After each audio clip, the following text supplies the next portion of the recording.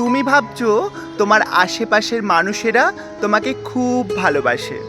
আরে না, তাদেরকে তুমি যে হাসি খুশি যেভাবে রাখো তার জন্য তোমাকে ভালোবাসে।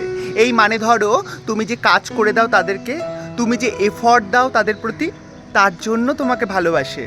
তুমি একদিন ওদের আশা মতন কাজ করা বন্ধ করে দাও, ওদেরকে এফর্ট দেওয়া বন্ধ করে দাও, দেখতে পারবে সেই সমস্ত মানুষদের আসল চরিত্র কী। শুনতে খারাপ লাগলেও এটাই বাস্তব।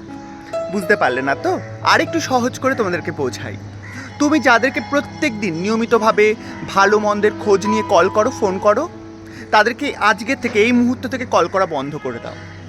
দেখো তোমাকে দিনে কে কতবার তোমার খোঁজ নিচ্ছে, তোমার ভালো মন্দের খবর নিচ্ছে। বুঝতে পেরেছো? তাহলে বুঝে যাবে কে তোমাকে ভালোবাসে আর কে তোমাকে প্রয়োজনে ব্যবহার করে। তোমার কাছে কল আসবে, কিন্তু যখন তোমাকে ব্যবহার করতে চাইবে তারা, যখন তোমার প্রয়োজন হবে তাদের জীবনে, তখন তুমি ঠিক তাদের কাছ থেকে কল পাবে। শুনতে খারাপ লাগলেও এটাই বাস্তব। একদিন আসবে, ঠিক তুমিও বুঝতে পারবে যে সবাই তোমাকে যে ভালোবাসে ভালোবাসে বলে না, তারা তোমাকে প্রয়োজনে ব্যবহার করেছে, কেউ তোমাকে ভালোবাসেনি। ওই যে বলে না লোকে, রক্তের সম্পর্ক, তারপরে কি আত্মার সম্পর্ক, এইগুলো না, এগুলো অতীত হয়ে গেছে। এখন শুধুমাত্র স্বার্থের সম্পর্ক এই পরিবেশে জমজমাট। চতুর্দিকে দেখো, শুধু স্বার্থ নিয়ে সব মানুষ একে অপরের সাথে বন্ধুত্ব করে, সম্পর্ক করে, আত্মীয়তা করে।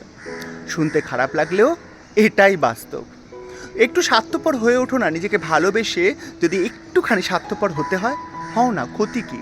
তাতে দেখবে ভালো থাকবে।